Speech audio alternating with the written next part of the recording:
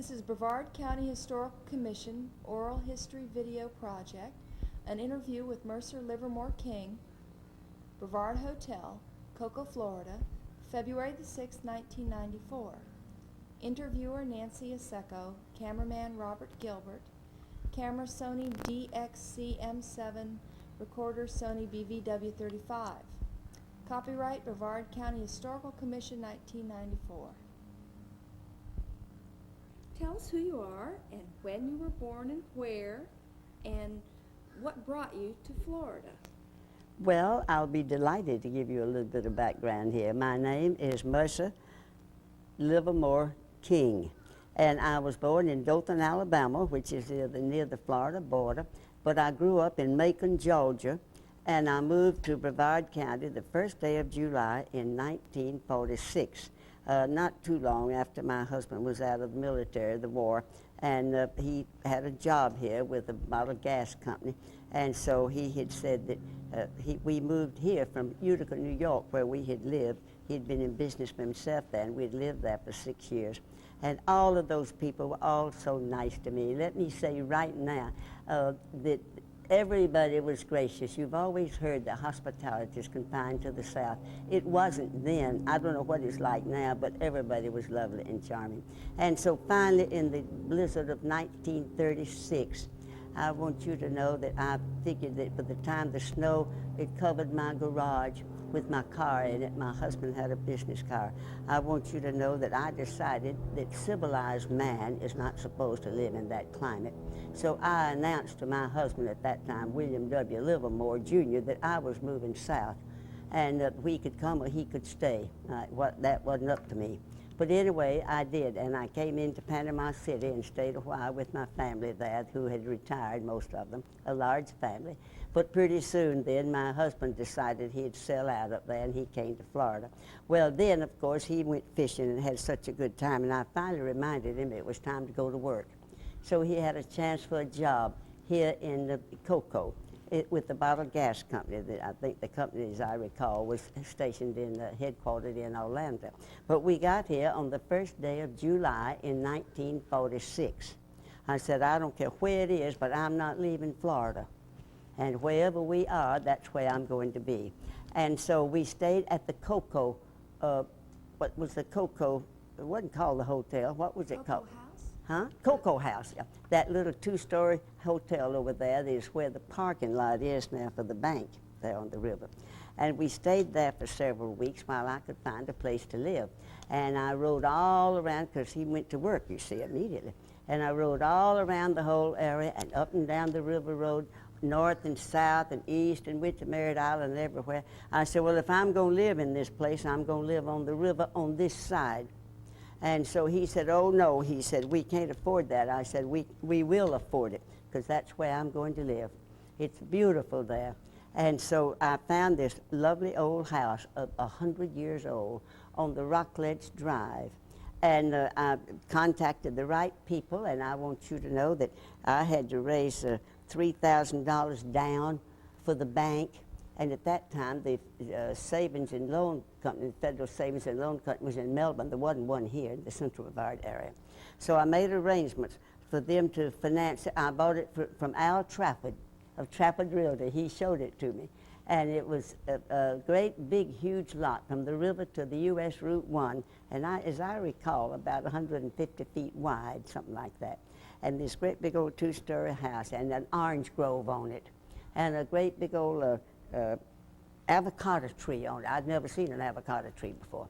Great big thing as high as this building. Well, I want you to know then that I took a trip to Atlanta, Georgia, to some lifetime friends of mine to ask them if they would buy the highway side of this piece of property for $3,000. That's what the bank required for down payment.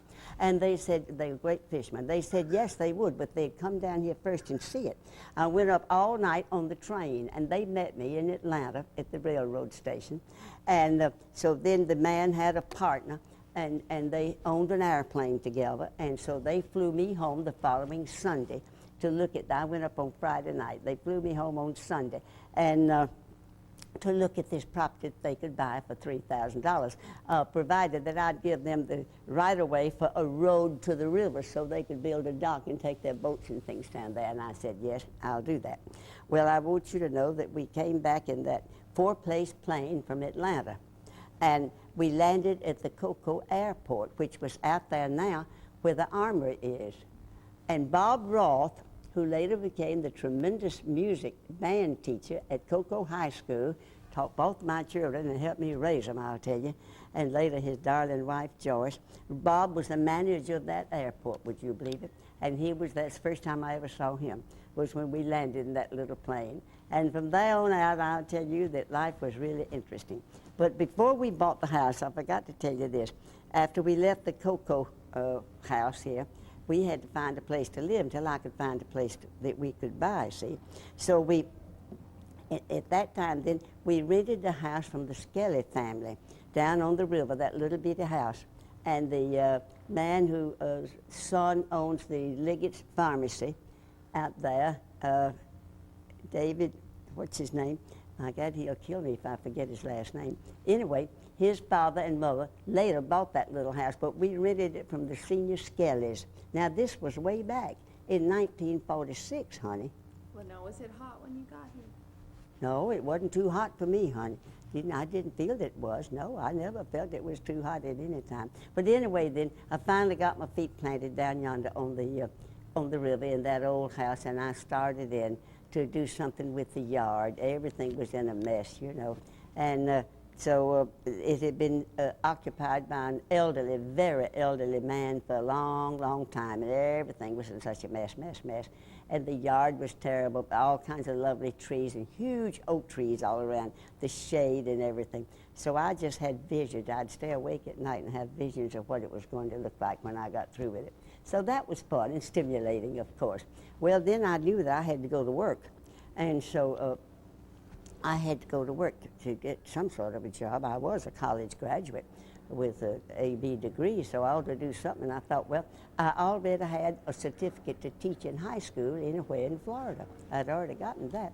So I knew the J.V. Revels family of Rockledge, and he was the principal of the Cocoa High School. And my oldest daughter, Betsy, was in high school, and my youngest daughter was in the elementary school here in Cocoa. And so I talked to Mr. Revels and Ms. Revels. They were lovely people, and went to the little Methodist church over here on Brevard Avenue. That's where I met them. And I said, I need a job. I need to do some, maybe I could do something and do some substitute teaching. And he said, well, yes, indeed. I'd be delighted to have you come in and help.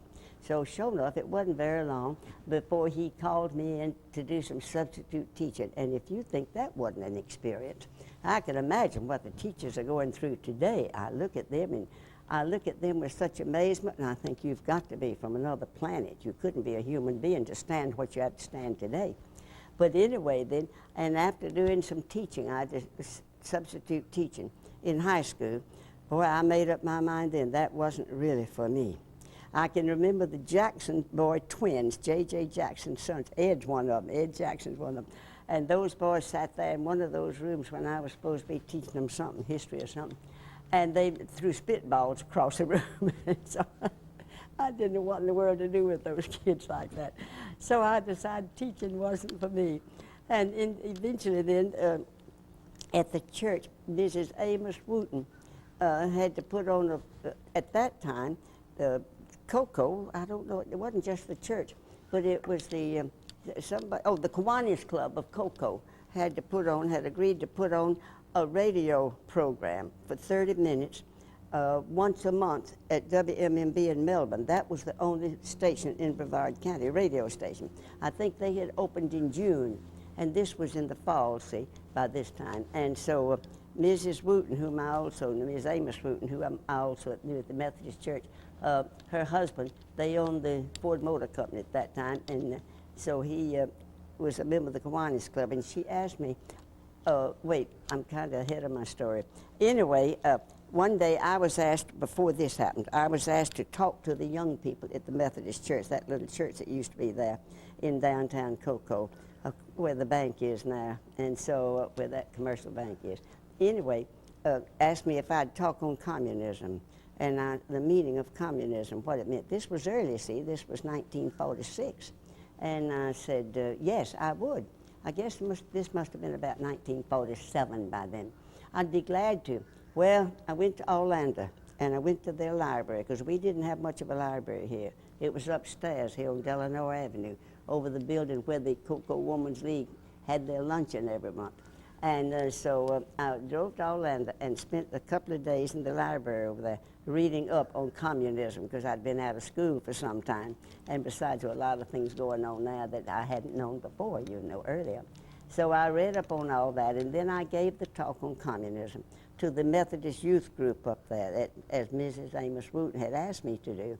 And then after that, Mr. Wooten called me up and asked me if I would do that program on WMMB radio in Melbourne, because it was time for the Kiwanis Club to do a program, to present a program. And Duke Fowler was a member of the Kiwanis Club, and he owned the Fowler Auto Supply, which is on the corner there, Brevard Avenue, and what's that other street that comes down? I've forgotten. Where the bank used to be, Delano. Is it Delano? I guess so. Anyway, he was right there on the corner of Brevard, across from Campbell's Drug Store, the Fowler Auto Supply Company. So Duke Fowler and his wife drove me down to Melbourne to do the show. And then when I finished up with the show then, apparently it was all right, the manager of WMMB asked me if I would consider doing a radio show for the Central Brevard area. And I said, well, yes, I'd be glad to, you know, it'd give me something to do. And so I said, yes, I would. Now, during World War II, part of that time, when I spent World War II in San Antonio, Texas. See, this was 47. And I spent World War II out there, and I had been the senior hostess of the Enlisted Men's Club for a while at that big ordnance base out there, Normal Ordnance Base in San Antonio. But I had done a good many broadcasts from there, so I'd had a little bit of experience out there. So I said, yes, I'd be glad to do that. So then I talked it over with the sales manager down there, and Jack Newsom was the man who opened WMMB, a man about 8 feet tall, and had a lovely wife who also worked there, Marty Newsom. She lives in Jacksonville also now, and we talk on the phone from time to time. In the meantime, so then Marty, I'm sure, was one of the ones who helped Jack and me, to ask the questions and get me started, because she was so smart. But anyway, Jack died a few years ago, but Marty's still in Jacksonville. And then I got started, and I went on the air the first day of July in 1948. And so I had to find out then, they wanted me to get my own sponsors, which I wanted to do, because I knew I couldn't sell a sponsor if I didn't believe in that person. I knew from the beginning, you know. So I said, I'll get my own sponsors by heck. So that's what I did. And among those early sponsors was, of course, Fowler Auto Supply and Campbell's Drug Store, and I think not Barnett at that time, but I can't remember. I'll look back in my book and see who else I had for sponsors. But in order to promote my program now, I decided that the thing to do was to salute. I had met a good many of the ladies at the Women's Club and the Garden Club in the meantime, because I'd been going to those meetings. I'm not a person to sit and be idle, you know, and twiddle my thumbs and kick my toes. But anyway, then, I had decided the thing to do was to create this program, and I discussed it with Marty Newsom down at MMB. And I said, I'd like to salute a lady of the day from my area. And so sure enough, I did, and I interviewed dozens of the prominent women here, like the presidents of the clubs and all of that, you know. Interviewed them on tape, and then they gave some very interesting programs. But that, and then I contacted several of them, you see, many of them, and we did this for several months. And then they talked about my show. It was named Cocoa Chatter from the beginning, and I can't remember who named it, but I said, I guess if I'm going to talk, that's as good a name as any. So sure enough, it worked out fine, and the ladies, I still have some tapes on several of the ladies. Then I gave the tapes. I bought the tapes from the station and gave them to the ladies later after they had made their broadcast. And so I'm sure that there are a lot of them still around, a lot of these women still around. But that was fun, and that sort of got my program around, circulated around among the women, you know. And I took the top of the news for all those years. top of the national news and, of course, the local news. And I made a lot of friends, but I made some enemies, especially among the politicians. I've been threatened with many lawsuits over the years. Nobody's been threatened with as many lawsuits as I've been. And I did exposés on different institutions around, including the Westhoff Hospital one time, and after I'd been there as a patient. And I was told later by the administrator that all of the help up there, apparently we had promoted it for a couple of weeks. Oh, but in the meantime, you know, I forgot to tell you that I broadcast over MMB for 4 years. And then in January of '52, now I was down there from 48 to 52, I commuted. No, I'll tell you a funny story in a minute. But in January of '52, WKKO opened up out here in West Cocoa, and I was able to bring my show home. And that worked out fine. But I used to go zipping down that US Route 1. The first car I had, it didn't have any windows in it. And when it rained, my stars, you can imagine the trouble I had. Finally, I went down and talked to, I think the first car I had here was with windows in it. I think it was some sort of a used Ford or something that I got from the Ford Motor Company. Anyway, I had to, oh no, and Alberta Leisure, the late Alberta Leisure of Rockledge, who wrote the little inspiration books, she taught in Melbourne, taught art down there in the Melbourne schools. And so she used to pick me up at 7 o'clock in the morning, and for a whole school year, from September till June when her school was out, I rode down with her and got off at the main street in Melbourne and walked down to the radio station. But after she couldn't, you know, she wasn't teaching anymore in the summertime, then that's when I had to get a car. So I finally got some wheels, and later on one time when I was hightailing it down the road in my own car, I think the little Studebaker was the first one I bought, not a Ford, when Studebaker first came here with the agency. And anyway, I was going down the road in my car, and all of a sudden there was a highway patrolman with his lights flashing behind me because I was running late and I had to be there at 10 o'clock. I never would let him change my time. I threatened them with absolute execution if they ever even thought about changing my time from 10 to 10:30 or 11. It became an hour show later, of course. Well, anyway, I was hightailing it down the road too close to broadcast time, and this highway patrolman picked me up just out there in Melbourne. And I kept on going. Well, I had already figured out how to get to the station, which is down on the river. I had already figured out how to get there to avoid that busy corner in downtown Melbourne that would take you across the river. And I went down the alleyways, this way and that way and that way and that way. I'd go winding down the alleyways and then go zooming across to the radio station. Well, when the highway patrolman was behind me, that's what I did. And boy, he was on 2 wheels, I guess, and probably standing on his head because he was still following me and the thing was shrieking. And I flew down there to the station. He pulled up beside me right fast. And I said, young man, I have to be on the air in 2 minutes. Now, come in. I want to talk to you on the air. You come in and telephone. We'll talk about whatever you're going to do with me later. But we'll talk about, you call your boss and tell him that you're going to be on the air to talk about safety on the highways. And while I start my show, and I have plenty of other things to talk about, that'll give you time to get permission. I said, I've been planning to get in touch with your boss for a long time to have one of you boys come up here and talk to me about highway safety and our listeners. So sure enough, he did. He came in and did a great broadcast.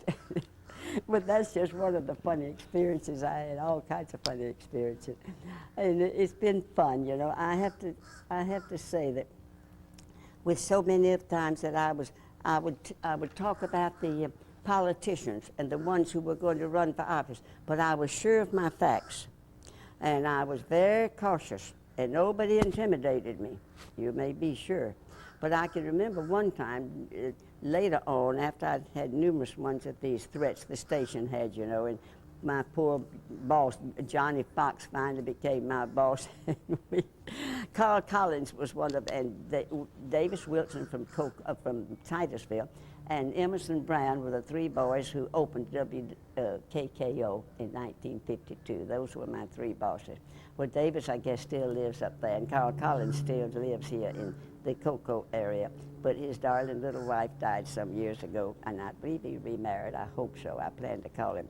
But in any case, then, later on, then, Johnny Fox, who went to work with KKO. I got him that job out there as one of the announcers. He was the photographer right across the street here from Travis's, and he was one of my sponsors. Well, anyway, later on, then he became my boss at KKO, and when it was sold later to somebody, and then he said to me one day when I came, and I had a line put in my home down on the river. So I did most of my broadcasting in my nightgown from home, which was great for years and years. But on anything controversial, of course, I'd always come to town, and I'd always call the station and ask them if they'd tape it to be sure that we had the actual news. But one morning I was in here broadcasting. A lot of times I came into the station to broadcast right over here on Delano Avenue, and so by that time we were WWBC by this time, and I was talking about. Well, I don't guess I really ought to say it. Oh, The mayor of Rockledge, Mayor Oates, isn't that his name, Jack Oates? I said something about him on the air, and so when I got off the air, then my boss was sitting there like this at his desk, and he was as white as a sheet, and he said, "Well, you've done it again." I said, "Who this time?" So he said, "You're mayor of Rockledge," and I lived in Rockledge, you know. No, I lived outside the city limits at that time. Anyway, I said, well, his lawyer called and said he's suing the station and suing you. I said, now that's interesting, but Mr. Oates didn't call himself. He said, no, but he said that, I said, did Mr. Oates hear my show this morning? He said, no, he didn't hear it, but a friend of his did hear it and called him and told him what you said.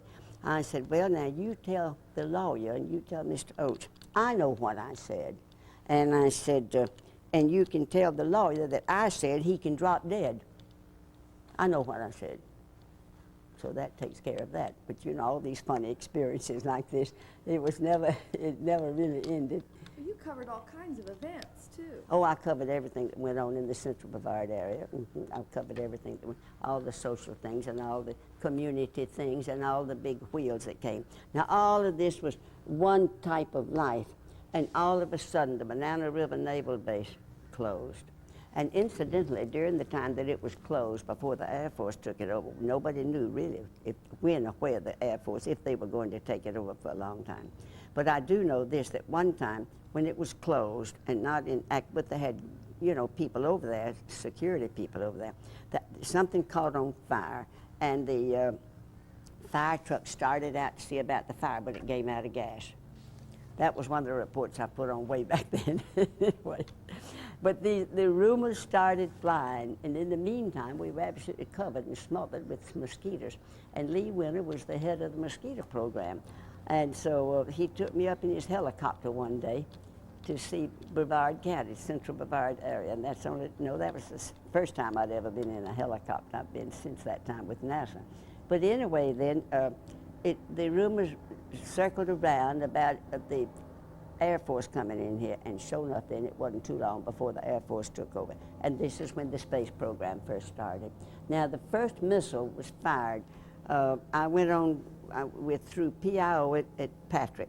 I went called Patrick Air Force Base. They changed the name, of course, from the Banana River Naval Base. But anyway, I went with one of the PIO men on a Jeep to go up there and tour the place where they were going to put the missiles and things. So we went up on unpaved roads and bumpity.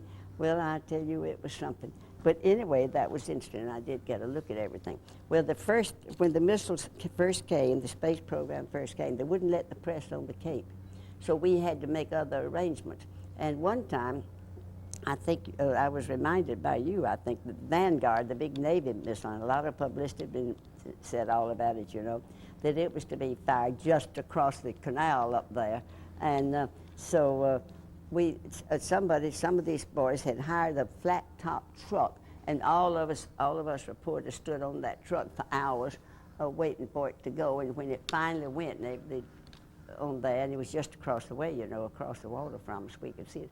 All of a sudden, the thing fell over and caught fire. So that was one of the startling things, yeah.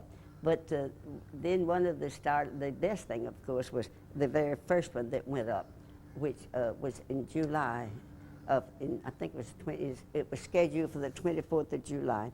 in 1950, but it was scrubbed and didn't go up, but as I recall, till the 26th day of July. But that was the first missile that went up, and that was extremely interesting to see that thing go up. Well, now, there couldn't have been too many people out there watching. No, very few reporters, and not very many lookers, you know, from the outside, because not too much publicity had been put out about it. But when we went up to one of the later missiles, and isn't it the truth what my memory has done? I can't remember the name of that missile. But we went up there one time for one of these big launches, not a shuttle. This was pre-shuttle.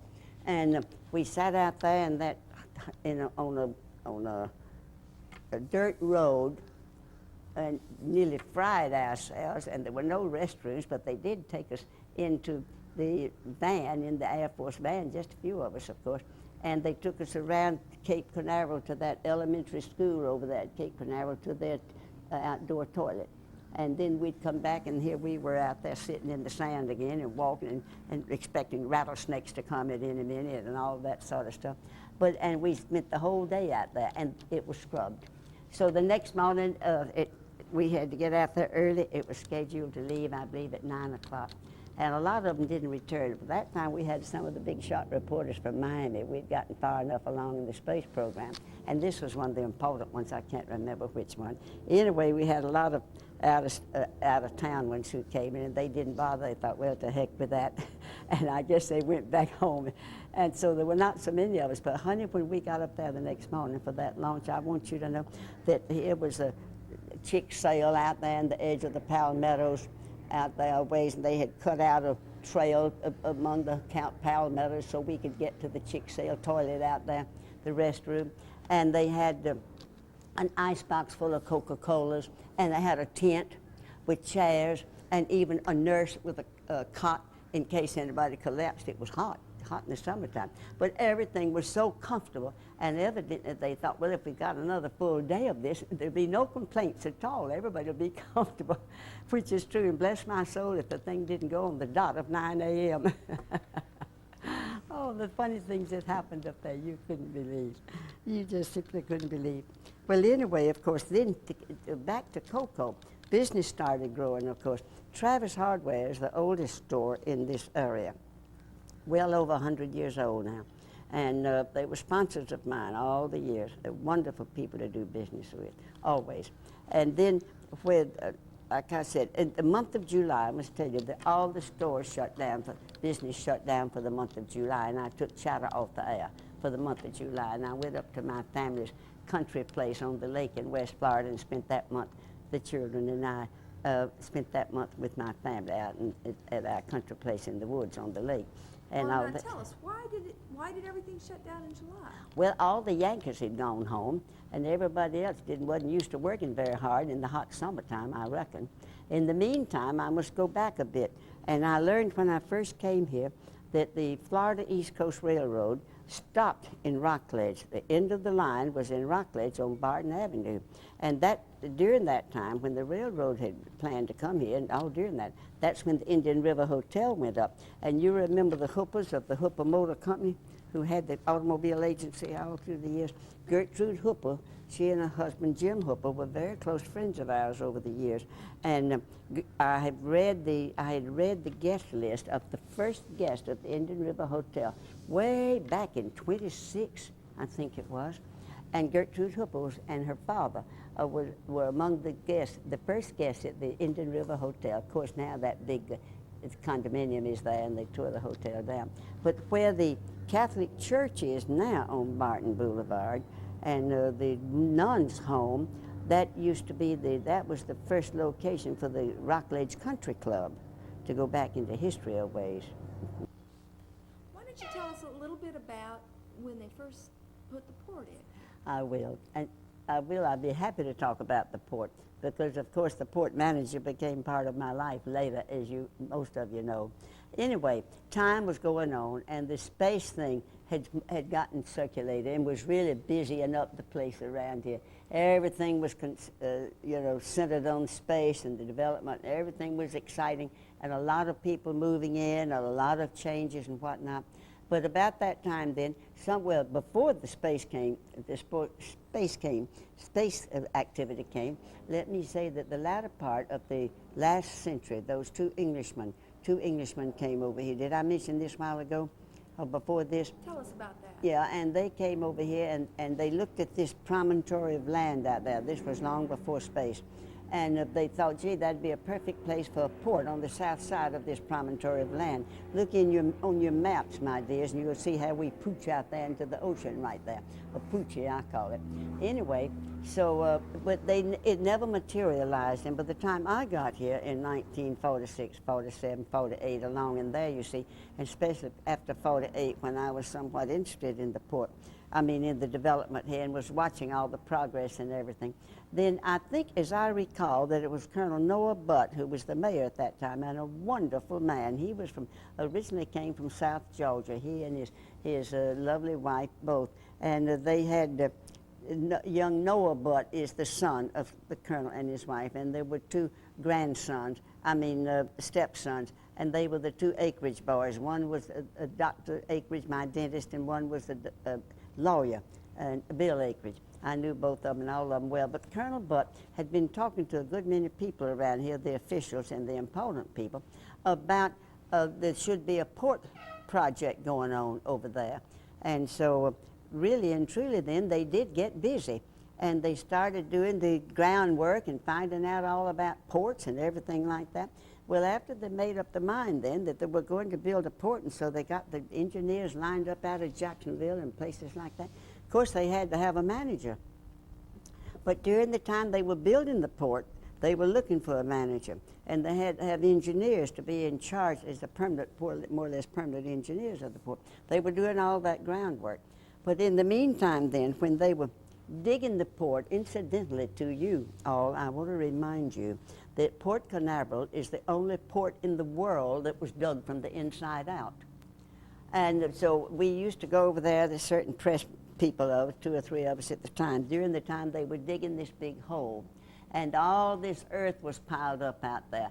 And during the bird season, whatever kind of those little running birds are up and down the beach, those little beach runners, what in the world do you call them? Are those sandpipers? Yeah, little sandpipers. They were running all over the beach, and we went tramping all through that, over those sand, that new sand dug up there, to look at this great hole in the ground. This was during the construction area, the earth construction part of it. When was that?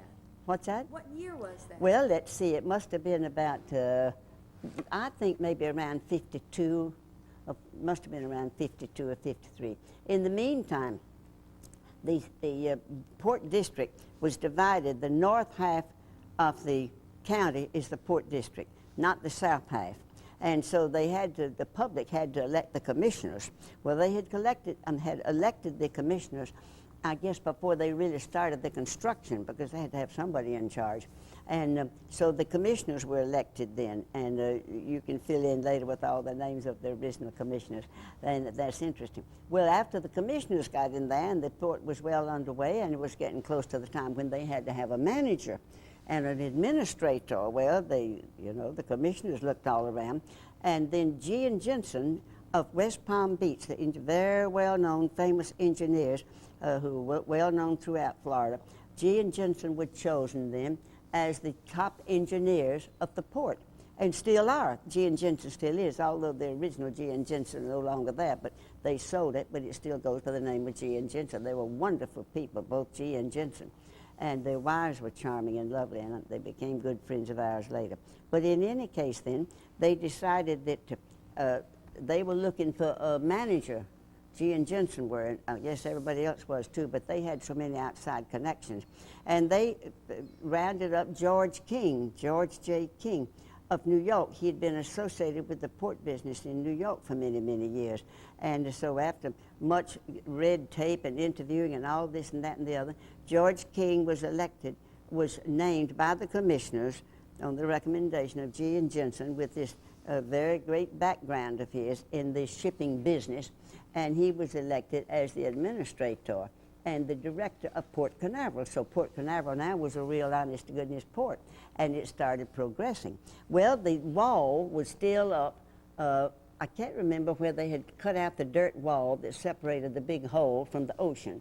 I can't remember where that was cut before George was named as the manager or afterwards. But in any case, the day came when they were going to cut the wall and let the ocean in. So they invited all the press to come and see, and the city commissioners and the port commissioners to come out there on this big flat barge. I guess George was there too, because the barges, no, the barges weren't going back and forth because the barge was still on this side. And so they were going to cut the wall into the ocean. And it was a lovely, lovely day. And at that time, Louise Gibbons, the late Louise Gibbons, was the chairman of the Cocoa City Council. And I must tell you that in those days,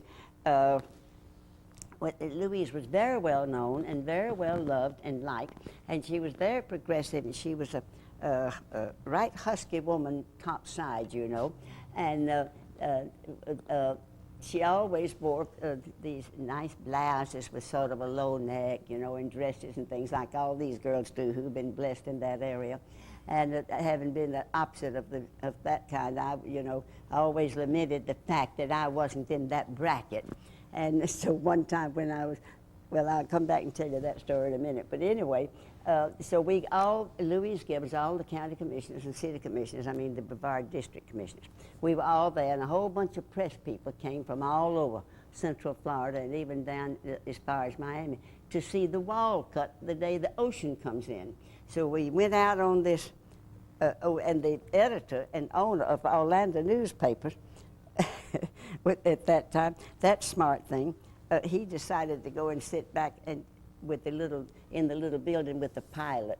You know, I can't even think of his name. Anderson, wasn't it? I've forgotten. I wrote for him for so many years, you'd think I'd remember it, and I knew him so well. But anyway, his name has slipped me for the moment. But he went back and sat in the little tiny glassed-in area where the pilot sat to drive it, you see. And the rest of us were all standing. There was no place to sit. And we were on this big, long, flat barge. Everybody's standing and talking and looking as we passed, you know, and got into the ocean. And just before we got to the edge of the ocean, honey, let me tell you something. The biggest wave you ever saw came swoop and soaked everybody there, except those in the little house, of course, the two men back there. Everybody was soaked, and so afterwards, and the barge kept right on moving out into the ocean, and we were all rubbing getting the rain off of us, I mean the ocean off of us and off their heads and everything. And Louise Gibbons, the lady commissioner, chairman of the city commission, reached down in her neckline and lifted out a little fish and threw him overboard. That's a true story. Anyway, that's the day the wall was cut to the port. So I've got to get busy one of these days and write a book. I can tell more funny stories that happened over the years, honestly. But anyway, so then after that, the port really got underway and started building. And Mr. King then, when he was hired, and they had the port commission meetings every month, and of course I went to the commission meetings long before he was here, and I met him the day he got here and reported to the commission, having been engaged for that job. And so I met him and worked with him publicity-wise and everything. And so then later, you know, he was a widower.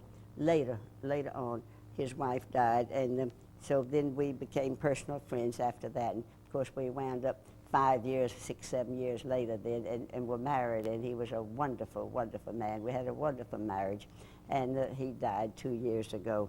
It was the happiest time of my life.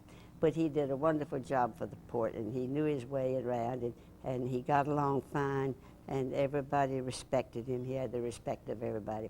But the port then became, of course, he became a member of the National Commission of Ports Authorities, and which was a very high honor for this Port Canaveral, you know. Of course, by this time, the missile business was, you know, going up into the air in great context, and that helped the port a lot, too. So it grew, I think, very fast, and because of the Missile Association and nearby. And they used to bring in those big missiles, those big missiles from out in California and those places, wherever they were made, at the port, you know. They used to do that, too. And then, of course, finally the day came when the Titan arrived you know, the biggest of all the missiles, and that was a big, big celebration. And so I can't remember. That must have come by, I don't think that came in an airplane, as I recall. Some of these historians would know that. But, pardon me. I can't remember whether it came in a plane. I think it came in, through the port. I know the Apollo came on a barge, but I'm not sure Yeah, just that's right. where Yes, it came that's in right. from. It did too. I was just trying to think about some of these things. Well, what other But- kinds of things did they ship in and out of that port? I mean, Oh, in those days, they shipped all kinds of, a lot of oil and a lot of fruit. A world of citrus went through there to other places, you know. Then the fish, a lot of fish. The fishermen, you see, it helped the fishing business. And so they were very busy. tell us about the people who would come to town. I was trying to think here. I mentioned about let me go back a minute, way back. The Travis Hardware store was there, and there used to be a dock next to the bridge that went out parallel to the bridge. Evidently, it was owned by the city. And I know that there was a fish house just out there beyond Travis's on that dock, and that was the Bennett Fish House. And Gary Bennett became the mayor of Cocoa for many years. He lived out there on, out west. I've forgotten the name of the street even. But anyway, he was the mayor later, and it was his brother, his younger brother. The Bennetts were early settlers here and used to live on Peachtree Street. But his brother, Emory Bennett, was in the service, I guess it was Vietnam, and in the service, and was killed, and he was posthumously awarded the Medal of Honor in Washington, and of course the Bennetts went up there. And at that time I was writing, along with the broadcasting, I was always writing for some of the larger newspapers around, because I couldn't make enough just broadcasting to live on. But at that time I was writing for the Florida Times-Union as one of their, what we call stringers in those days, and the correspondents, but we always called them stringers. And so I wrote a feature story on Emory Bennett and the girls he had dated, and I interviewed a couple of the girls he had dated in high school, and something about the background of the Bennett family. And so it was a full-page story, and I received a letter of commendation from the editor at that time about my story. But that was Emory Bennett, who became so famous, and is, of course, with the Medal of Honor, you know, that gave him something very, very special indeed. That's just one of the personal things I remember. So many interesting things did develop all through the years, and to see cocoa grow, and to work with the merchants. And then when my bosses would come from time to time and say that so-and-so wants a spot on your cocoa chowder show, and I'd say, I'm sorry, but I can't advertise for them. And then my boss would say, well, yes, you are going to. And I said, oh, no, I'm not going to. I can't sell somebody I don't believe in. For instance, there was a dress shop here briefly for a while who wanted a spot. But I had already been in touch with those people and had bought some things there. And no, I didn't have any confidence in that management. And I wouldn't advertise for them. I said, I can't sell something I don't believe in. And so, you know, I went through this over the years. And if they're honest, then I'll advertise for them and do a good job. But otherwise, if they are questionable, the answer is no. So that's the way it was. But the police force in those days was so nice. I remember Chief Dempsey especially, but all the policemen of Cocoa, they were so nice. Sometimes I'd be running so late that they'd run my tape out if I had a tape or something and didn't get it out there, or if I couldn't get there on time. You know, a lot of times they'd follow me out there, and out to the station way out there in West Cocoa when I was at KKO, and a lot of times the radio station had rented a little building in the Brevard Arcade. I mean, one room down there, the Brevard Arcade. I think I was the only one on the ground floor beside the restaurant that was there, facing Brevard. And I was in the arcade opposite the goldfish and the water things growing there in that little water fish pond. And the Port Authority had their office right across right across from me, see. The original Port Canaveral office was there. So all I had to do was walk around the fish pond and attend the port meetings when I had to cover that. But anyway, then I was working down there so often in those nights, taping or doing some sort of special work or writing for the newspapers. I wrote for the Orlando newspapers for years and wrote for the Daytona Beach newspapers for years. And anyway, then I was there. And one night, it never occurred to me to lock the door, the screen door or the other door in the wintertime, you know. And one night this man walked in when I was there typing. And I'm a terrible typer, you know. I don't have my editors ever lived through it. But anyway, I thought he was a little strange, and I finally talked him into going out. But after that, I locked the door. I think I had sort of a warning in that. That was before it became so unsafe, you see. But and then the night policeman, I called him and told him about it. And so they sent somebody over there to look around immediately. But at night then, when any of the Cocoa policemen were patrolling this area, they'd always stop by for just a minute and wave to me or something to let me know that they were there on the nights when I'd be working. They were wonderful, really, in those days. But we were small enough then. The whole area wasn't so big. See, as the space program grew, everything here just whoops like that, of course. And so many important people came down here, and I did have a lot of interesting tapes. I had arrangements, of course, and had the opportunity to interview a lot of people. I interviewed Dr. Billy Graham when he was here, this is way, way back. And the thing I remember most about Dr. Graham was that he said, pray without ceasing. And in all my trials and tribulations over this long life, I have thought of that many times, pray without ceasing. And I interviewed Dr. Von Braun when he was here, and I interviewed Walt Disney.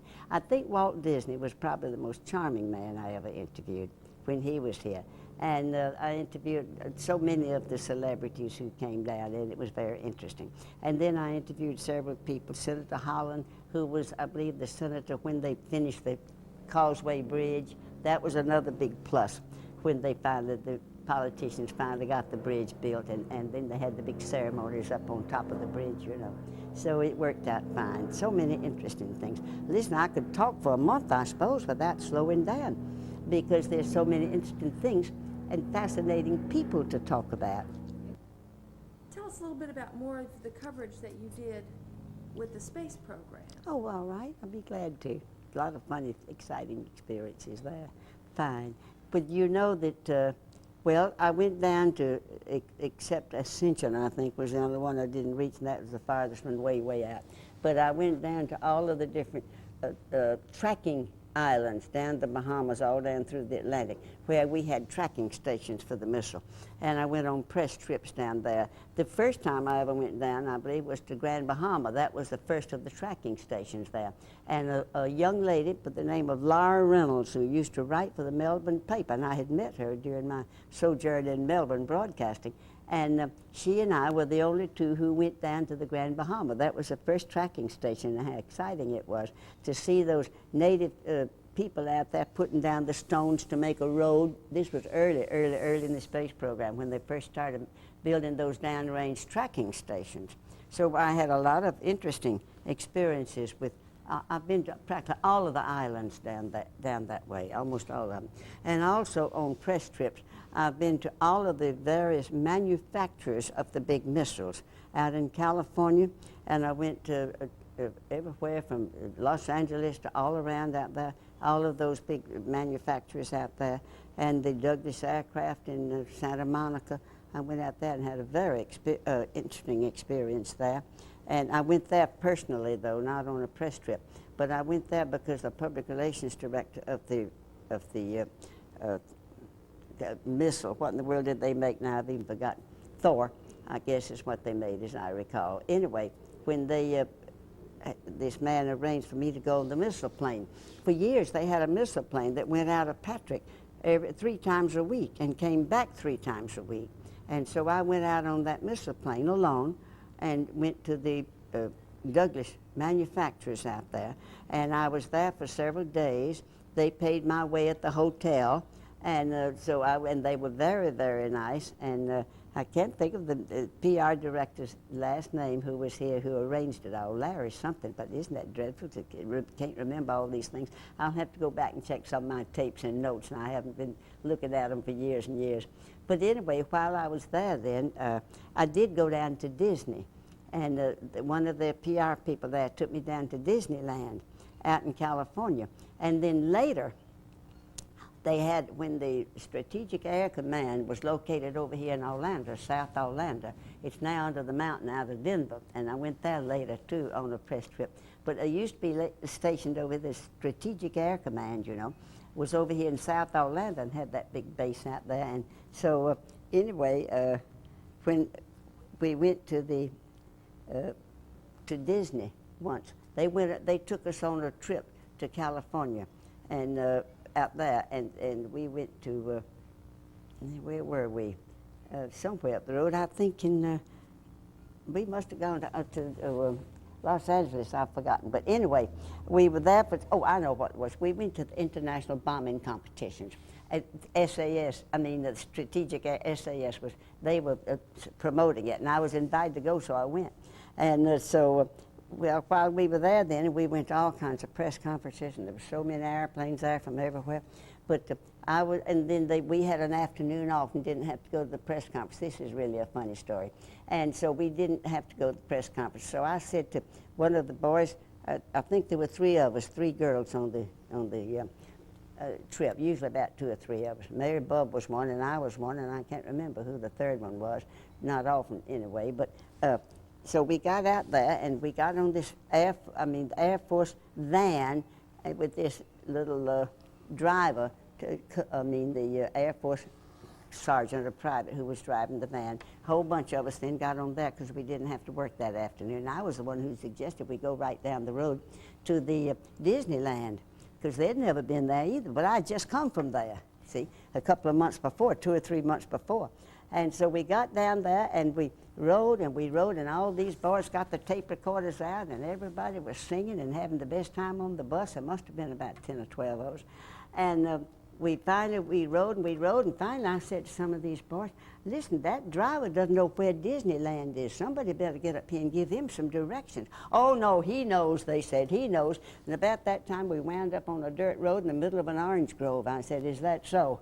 Well, anyway, then they got busy, and they redirected the driver. We finally landed at Disney World at 5 o'clock in the afternoon. Now, this was a bunch of reporters, a lot of them very important reporters from all over. And so we landed there at 5 o'clock just as a lot of people were leaving. And I said, gee, I wonder what's going on.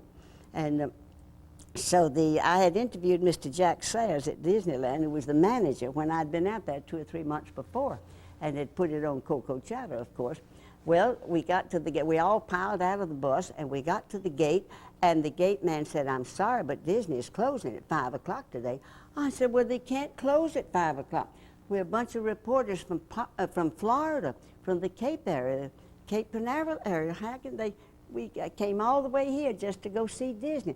I said, will you please step in there and call Mr. Jack Sayers, your manager, and tell him that Mercer Livermore is here with a whole bunch of reporters from all over Florida, and what should we do? Well, the man came back in a few minutes, almost in a state of shock, and he said for you all to come in and be our guest until 9 o'clock.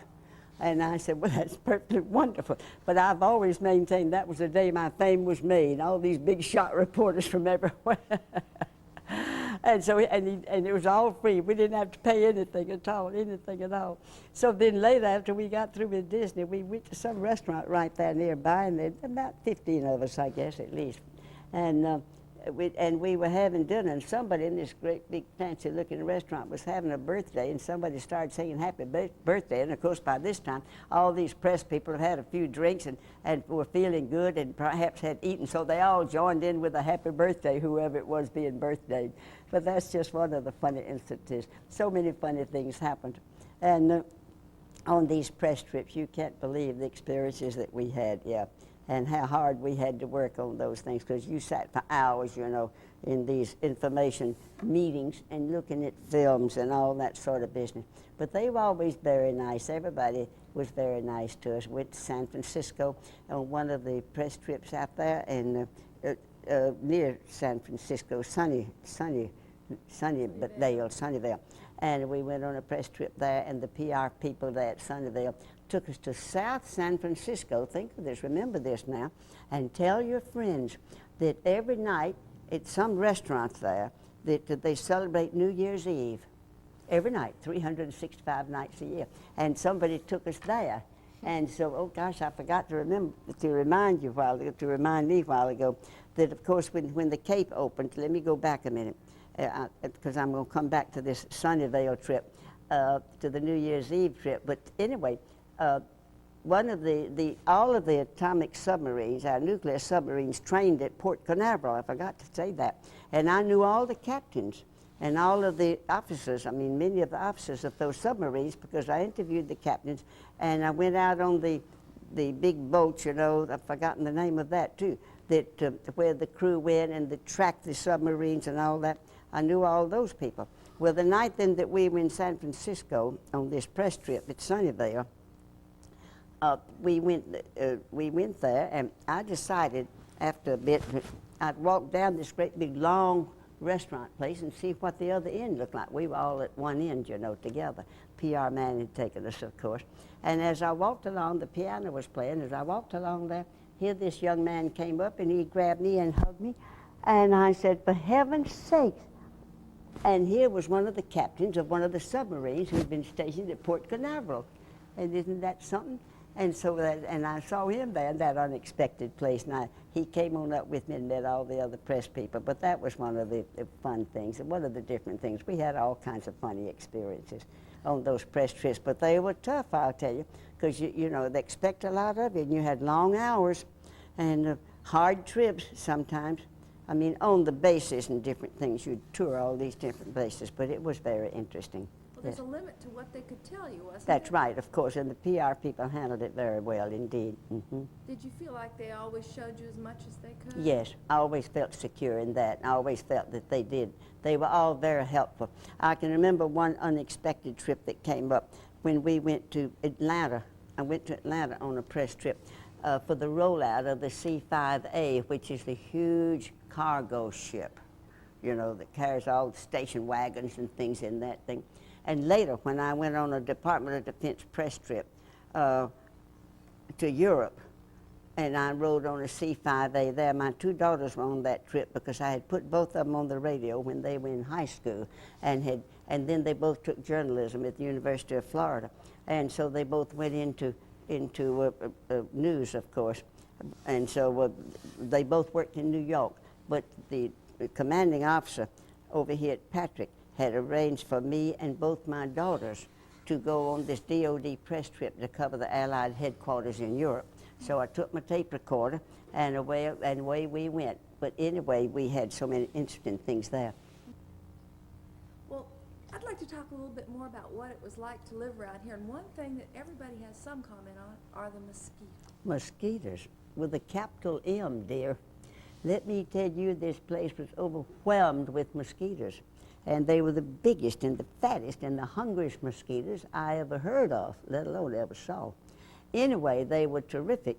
And so, of course, the county commission had to finally get enough people, I guess, were practically eaten alive, that they finally got onto the county commission, and they did then create some sort of a mosquito control for the county, and they had a mosquito plane. And I remember Lee Winter drove that mosquito plane all over everywhere, and they'd spray. And then when the Navy was here, they sprayed to beat the band, and they used to spray a lot, and that helped. But I never have understood where all these mosquitoes hatched and why there were so many of them. But they were terrific, I'll tell you that much. And of course, we had a lot of complaints from a lot of the newcomers about the mosquitoes. But actually, most of the newcomers, like myself, when we had been a newcomer back there a few years ago, we didn't leave because of the mosquitoes. We decided they weren't going to chase us out. And I imagine there were other people who felt the same way about it. But that was one of the things that had to be licked, so to speak, here in the area. And that was just one of the many things. And of course, it was all very interesting. It was then a big citrus. It was a big citrus center here. The grove down here, the groves down here at the the big grove down here. I can't even think of that. And the Hoopers had a big grove. There were a lot of big citrus things. A lot of citrus was famous. It was famous here for all that good citrus that they grow around here. And incidentally, I interviewed the man. I do hope to goodness I still have the tape, because I've forgotten his name, who invented the Tangelo orange on Merritt Island, and I took his pictures when I was writing for the Orlando paper there. I wrote a feature story on him. Maybe they have it on their file. I'll have to check that. But he is the one who, it was a, what you call a, what in the world do you call that thing, that unusual thing where it automatically, one of the little seed automatically landed, and in a way he found out that it was on a regular orange tree, and here was a new type of orange. It was hybrid when they did. No, that's not the name of what it's called, but maybe I'll think of it in a minute. Anyway, so then he sold for years. It was a big tree. I took a picture of the tree, and he sold. For years, he sold branches off that tree that people could put on their other citrus trees to make tangelos, and never in the world was there an orange grown on this earth any better than the tangelo, and that's still true. So we do have a famous name there, you know, but I can't think of the man's name. But in any case, in those early days, everybody had to go to Orlando to shop. There were very few, very, very few shopping areas. I mean, shopping facilities here. The one big supermarket we had was small compared to what they are today, but it seemed kind of big then, was an A&P store, as I recall, that was right behind the Brevard Avenue there, and that driveway through between that and the U.S. Route 1 there. No, not U.S. Route 1, whatever that street is up there. I've even forgotten that. But anyway, that's where the AP was, and that's where we did a lot of shopping. And then years later then, George King Jr., my late husband's son, second son, he became a county commissioner.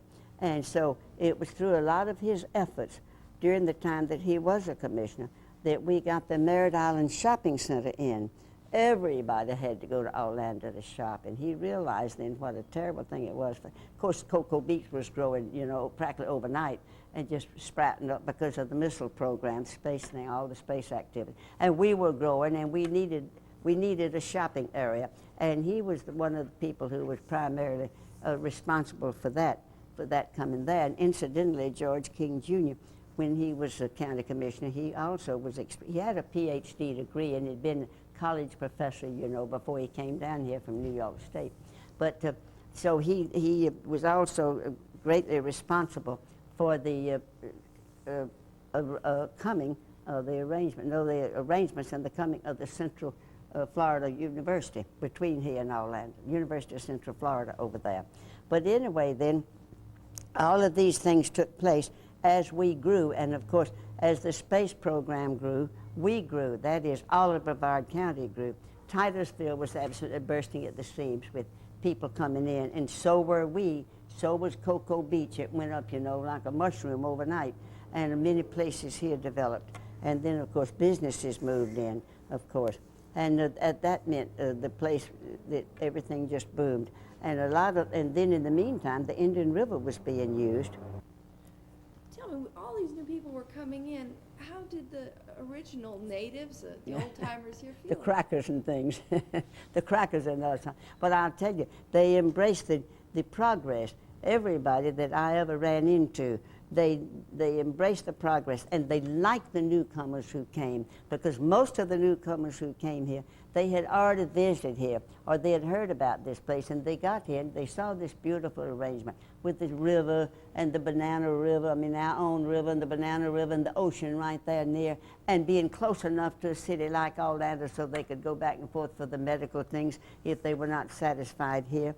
And of course at that time Westhoff Hospital was a very small hospital and not large like it is today. And I don't know about the hospital in Titusville. I'm sure it grew also. But Titusville grew, and the Central Brevard grew, and the Melbourne area, all of Brevard County then just grew like a mushroom because so many people came. And so many people then were employed at the Cape or at the base, so that they had to have places to live, and of course facilities to draw on, groceries and all that, and everything just boomed, of course. And I think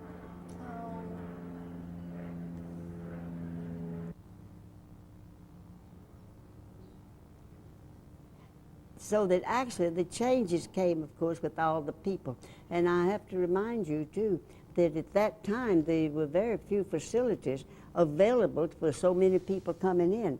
And the motels, they grew up sprang up over at Cocoa Beach, and the hotels here, this Brevard Hotel, I came in 1946, and this has quite a history, a marvelous history here, because there was another part to this hotel south of this area, the present hotel, what was the present hotel now, the Brevard, which was a charming thing, and all those, but there was a whole section down there, a whole wing, and that was torn down when the Laycocks took this over.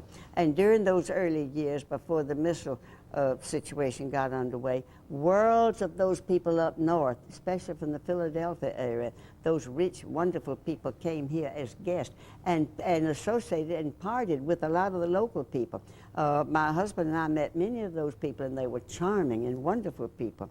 And so the local people accepted all of them, and then some of those people would come back to live here, many of those people who came, you know, on vacations and things. So it was interesting to see how Central Brevard, that's the only thing I can really speak of, and of course North and South Brevard too became very prominent in choices. But the Central Brevard, where I was stationed here most and lived, would be the one I knew most. And you just can't believe how fast all of it took place, and how well it was policed, and how well everybody went along and cooperated with the community activities. This was before danger lurked at your elbows for both men and women and children today, like it is today. It was a whole different world at that time. You can't believe what a different world it was at that time, you know. Now, the police chief of Cocoa Beach back then, his name was Scotty Caldwell, and he was a Scotsman. And his way back, his little boy had polio, and that was the first person we had ever heard of who had polio. I mean, individually, the only one we had ever known. So every year then, the people at Cocoa Beach, and of course it wasn't very populated at that time, they had a big fish fry for the March of Dimes. March of Dimes had been birthed during this time. And so, and Scotty Caldwell, I knew him very well, of course, go back and forth to Patrick Air Force Base, to the press conferences and all that during that time. Anyway, he was cooking fish at one of the fish fries, one of the promotional fish fries, benefit fish fries one night, and that's when I was writing for the Orlando paper, and as one of their stringers here, had a little office right down there in downtown Cocoa. I was down there many a night till 3 and 4 o'clock in the morning on that typewriter. But in any case, I went to the fish fry. I went to all of them, I guess, but this particular one I do remember because I took a picture. And that was the old speed graphic days. I had to set the camera on my shoulder because it was so heavy. And I took a picture of Scotty Caldwell cooking the fish at the fish fry. And so I rushed into town after this and took it to my friend Johnny Fox, who had that little photograph shop over here on Delano across from Travis's. And I took it in there and I said, Johnny, please soup up this thing so I can send it to, no, he didn't have to soup it up. I guess I took it straight to the post office. Although the post office was closed, they would take things for me like that to get in on the postal truck to Orlando. Well, that's what happened that time. Anyway, Johnny Fox helped me out so many other times. But they got the film over there to Orlando that night, to the Orlando Sentinel Star, and so I called the Orlando editor over there, and I said, now this is a picture. I closed a note, I guess. This is a picture of the chief of police of Cocoa Beach, whose little son, the benefit fish fry was held for, and I said, please print it. I don't know what condition it's in, but print it, whatever you do. So sure enough, and the next morning, the picture came out in the Orlando paper, in the Brevard edition. And so then I was over there coming from Patrick Air Force Base a day or two after that, and all of a sudden the police chief came up behind me, and he flagged me off the road and off the street, and I said, Scotty, what are you stopping me for? I'm not speeding. And he put his hands on the door of my car and leaned inside a little bit, and he said in his Scottish accent, Mercy, he said, I want to tell you, you are the world's worst photographer. And I said, oh, you saw your picture in the morning paper? Well, I sure did, he said. You're a terrible photographer. I said, Scotty, you ought to be ashamed of yourself. You don't realize that the only reason I cut off the top of your head was because I cut off, on purpose, the bald part. So now everybody thinks you have hair. So he kind of backed off and picked up his hands and And he scratched his head, took his hat off and scratched his head, and he said, "Really?" And I said, "Well, of course." "Oh, all right," he said, "go on." That was just one of those funny things. Yeah, and have I got time for another funny story? Sure. Well, the day that I was divorced, as all of my listeners knew, of course, way back then, from Bill Livermore. And it took 2 years to get my divorce. And finally the day came when the divorce came through. In the meantime, my poor old car was so beat up that I knew I had to have another car.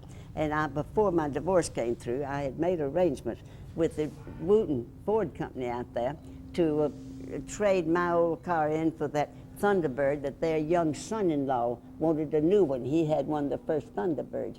And the little Wooten girl, her husband, then he wanted a new Thunderbird. So they had that little boy's car, young man's car, up for sale. And I traded for that. And I thought, well, now that's nice. I'd like a Thunderbird. Well, of course, they certainly did. They were sponsors of mine, too, and that helped. But in any case, then, the day my divorce came through, and after my broadcast, I went to the hairdresser, and normally I'm a brunette, you know, I'm no more blonde than the man in the moon. And so I went to the hairdresser, and she'd been after me for a couple of years. I'd been getting so gray-haired.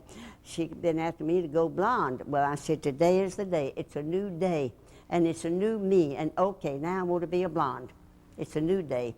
So sure enough then, she made me a blonde, but I think she didn't know too much about it. I was kind of shiny yellow, almost, you know, goldy blonde. But anyway, and then I went on out to the Wooten place and picked up my new yellow Thunderbird. And I was driving back to town over here on King Street in my new Thunderbird yellow and my new yellow hair. And Art, that's what in the world's that boy's name? He was a policeman, big old tall policeman. Art Corlew flagged me off the street out there on King Street. And I said, "Art, you've got your nerve. What are you stopping me for? I'm not speeding." And he looked down, he leaned, the big old tall boy, and he leaned over the door and he said, "My God, Ms. Livermore, is that you?" I said, "Well, it sure is." And he said, "I'd never know it." I said, "Well, thank you for that." And he said, "This is you?" And I said, "Yes." And so "And your new car?" And I said, "Yes, I just got it from the Wooten Company." And he took off his hat and scratched his head and walked around the car and looked at all of it and came back and put his hat on, and he said, "You were speeding." I said, "Well, if I was speeding, as you say I was, that's okay." Because I said, that little Wooten boy, that young man that left his car on Bouncing Zero, and I was hurrying to W. Bryant's gas station over there to get gas before I gave out in my new car. So he took his hat off again and scratched his head, and he said, "Ms. Livermore, drive on." So that was another funny one. That was another funny one. Oh, so many funny things happened, you know, and so many wonderful things, so many sad things that I could help with. I had a request in a letter from a lady up in Georgia, a young woman up there who had lost a member of her family, but she was from here, and she had written me a note and asked me if I would write a bit of a story about her mother who died up there and used to live here. And she gave me some details, and I did. And it made all of her papers up there, and she was so pleased. And then, so I was able to do a little good here and there. But many a time, I guess for about 20 years, I must have had between 4 and 5 hours sleep a night, because I was on that typewriter used to doing my writing, and also a lot of times then. And I had a lot of wonderful experiences. And then, like, if I were going away or something, I had to tape, so I'd be up all hours of the night, early in the morning. I was an early riser. Not anymore. Not on deadline anymore. And so, but I'd get up early, so I never did have much chance to sleep because I didn't have time. But in the meantime, I had raised my 2 girls and supported them after my husband and I were divorced. I had supported them. I'd supported them before that. But anyway, afterwards, too, and sent them both to college.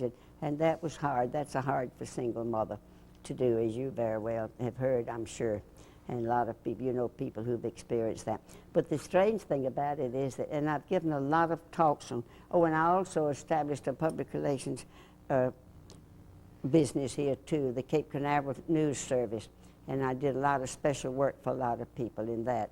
And Cape Canaveral News Service, and I was busy doing a lot of outside writing. I wrote for the Florida Journal of Commerce for many years, and that's a magazine that covers the port activities of the state of Florida. I guess it's still being published, I don't know. But I've been very busy, and I did take active parts in the UDC, United Daughters of the Confederacy, and the Daughters of the American Revolution, and all of those, because they're trying to preserve the history of America. And so many of the writers have tried to throw out the real history and make everything. Actually, today the parents should check the history books they're using in school. I can tell you some stories that would lift your eyebrows over that. Tell me what it was like when some of the reporters from other places would come in. Oh, honey, I can certainly tell you that. All these big shot famous reporters, at least many of them thought they were famous, working for the big papers and the big stations, you know, and TVs and radio stations and all that. They came down, they saw this little quick speak, what you call it, quick speak gal like me out there on the telephone broadcasting, and everybody seemed to know me. All the local reporters seemed to know me, but somehow they were not used to get girls out there very much. At that time, I guess I was the only girl reporter for a long, long time, and I was a girl then. I was so young then compared to now that I still say I was a girl then, not a woman.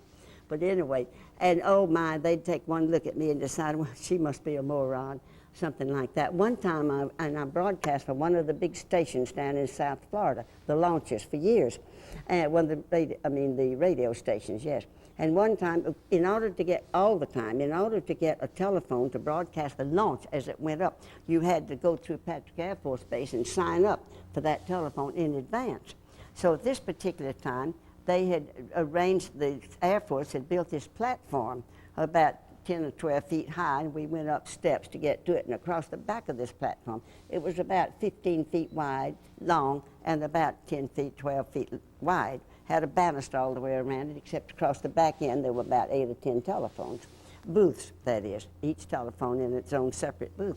So I'd signed up for one, of course, and I not only broadcast the launch to the station down below, but to my local station here.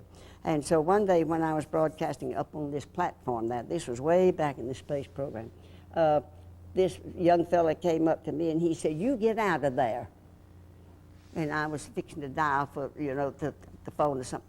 And I said, "Are you talking to me?" And he said, "I sure am. You get out of there. I'm going to use that telephone." I said, "Well, now, young man, I don't know when you're going to use this telephone, but I do know you're not going to use it until I'm through with it." He said, "Oh, yes, I am." He said, "If I have to pick you up and throw you over the banister, I'm going to use that phone." I said, "Let me suggest you try it. Just try it." I said, "When I get through with this phone, you're welcome to use it from now on into midnight if you want to, but you're not touching it until I'm through with my business." I said, "If you needed a phone, why didn't you go to Patrick Air Force Base and sign up for one like the rest of us did?" I said, "You better go tackle some of the rest. You're not budging me. You're not budging me, I can tell you that right now." Well, that's how I stood up to him. And one time when the day that the Saturn arrived on the Cape, that big, huge thing came up there. I'll tell you another funny story. Well, the day the Saturn arrived was the day that let me go back a minute. I had bought the preacher's house next door to the little Methodist church down here. The preachers had moved into another, they had abandoned this small church and had built a bigger church. And so the little preacher's house, I've forgotten what you call the preacher's house, was for sale, and I bought it. And so I had made arrangements, and that's another funny story. But anyway, that was the day that the thing was to go down U.S. Route 1. The house was to go down U.S. Route 1 and be put on the back of my property, which was on U.S. Route 1, 5 miles south of Cocoa. But that was the day, wouldn't you know, that the Saturn was that I had to go up there to the dedication, so to speak, of the ceremonies at the Saturn Missile. So I did. But that was the day my house was to go down the road. So I stayed up there through all of that and made my tape recordings and then described all of that for my broadcast the next day. And I came flying out of there, but I didn't want to come back on the bus. At that time, they made us park at the gateway going into the Cape. So, but they had a van there, a little station, not big, but a middle-sized station wagon, for the TV people to take their pictures off first, so they could get them to wherever they were going for TV. So I wanted to get on that van and get to the gate to get my car to go see if my house was moving down the road. And so I got over there, and there was an old boy sitting on the back seat, the only person in there. It was fixing to load up. and sitting on the back seat of this station wagon, and his arms were out like this on either side of the either side of the seat. And I said, "Young man, would you be so kind as to move over and let me get in?" He said, "No, I'm not going to move over." He said, "This is for the photographers to take out." He said, "Are you a photographer?" I said, "No, I'm a broadcaster." He said, "No, you're not going." So I said, "Well, that's strange." Ken Grind, he and his colonel, Ken, he's a colonel now, he was a major then, but he and his lovely wife, Barbara, are a host when I come to Brevard County. They live in Satellite Beach, and they're the most wonderful people God ever made, or among them certainly. But in any case, Ken Grind was in charge of the PIO. He was one of the PIO officers, and he was there that day. So I went over to Major Grind, and I said, "I want to get off. I must really get off to the gate to get my car." I said, "I think they're moving my house down the road." And so he said, "Certainly you can go in that car." So I went back and I told that old boy from New York, I said, "The major said that I could ride out with you all." "Well, okay," he said, really snarly like, and he moved over a little so I could get in. He showed up then. I got to the gate and got in my car, and I went flying down past Victory Groves, which is the most famous groves in the whole county, and has always been. Anyway, they were sponsors of mine for years, but anyway, I went flying down to Victory Groves, past there, and right next to Victory Groves was my gas man. And so I stopped at the gas station and I said, I can't even think of that dear darling man's name right now. I guess I'm so wound up in all this background information. But anyway, and I said, I stopped there and I said, "Did you see a house go by here?" This was U.S. Route 1, long before I-95. I said, "Did you see a house go by here?" He said, "Yes, I did, and I never saw anything like it before." I said, "Well, thank goodness, at least my house got this far then." He said, "Is that your house?" I said, "That's right. I bought it to put on the U.S. Route 1 of my property down there. Yeah, I'm going to rent it when I get it fixed up." And so I went on down there, and sure enough, they were just finishing getting the thing lodged up this steep hill on my property. I don't know how in the world they got that house, two-bedroom house up there over there. But at least that's how I remember the day the Saturn that we went to inspect the Saturn missile was the day my house was moved. All these funny stories, you know. I could go on and on about some of the strange people I've met up there. And the people of the submarines, the men on the submarines were so exceptional.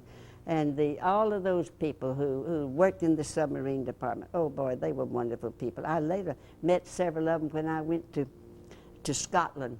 And that's where our submarines were stationed over there for a while, and I was over there and met some of them on the submarine there. That was interesting. But I did want to get back and tell you, among the most famous people of Brevard County were the Cruickshanks. Alan and Helen Cruickshank, the bird people, the bird authorities. They've written numerous books. Alan wrote numerous books. They were from up in New England originally, and they bought this place, built this place down on the Indian River, and were just up the river from where I lived, and were very close friends of ours and charming, delightful people. Helen still lives here. Alan died very tragically with some sort of a problem, health problem, some years ago. But if those of you who are interested in the bird picture, now because of the Cruickshanks and the bird and the Audubon Society here, which they organized, and of all the activity of all those Audubon people, Brevard County had the highest count of birds in the state of Florida for many, many years. And I don't know what it is this year, but they just had the bird count, I believe, recently, and in some of the areas. But I must find out how we rank now, because back there, year after year, we had the top number of birds in Brevard County of any county in the state of Florida, because of the Cruickshanks and their efforts, and many other people, of course, who did help them and who cooperated, and the officers. I've forgotten those names, but I'll have to go back and review my memoirs and see what those names were. But the Cruickshanks were very famous. They were world famous and nationally famous, of course, and wonderful people here in Brevard. Brevard County inherited a great many of these wonderful people like that, very famous people. And a lot of the commanding officers at Patrick were outstanding officials and officers. Many of our own county commissioners and city commissioners have been outstanding people. Many of them have been great disappointments, but you know, that's true to life, of course, and especially the politicians today as a whole. But we have had some very fine representative people from Brevard County over the years. And those of you who still live in Brevard County are extremely fortunate to have such a wonderful, solid background behind you of history, with so many nice people and capable people, and nice people who were, many of them were uneducated, but boy, they worked for us. They worked for the county and the community. I don't think there's any county in the whole United States that could compare with Brevard. I've been sorry I left. But the time comes, you know, when you get up the hill that you have to go. So now I'm at a beautiful retirement center in Jacksonville, next door to the Mayo Clinic. So if any of your people ever get to Jacksonville and go to the Mayo Clinic, remember I'm at the Cypress Village Retirement Center, a beautiful, gorgeous place. And I'm very lucky and fortunate to be there. And I'm very pleased. It's been so nice. And I hope you'll let me come back one of these days and give some more of the history. Fine. Thank you, darling. Thank you so much. Very, very much. My little Yursico, blooming little flower here. Yes, little Nancy Yursico. She's the one who wrote the book, Growing Up with Rockets, you know, which I talked about so much. And I met her mother and interviewed her, I believe, one time. All kinds of excitement. Yes. Thank you so much, dear.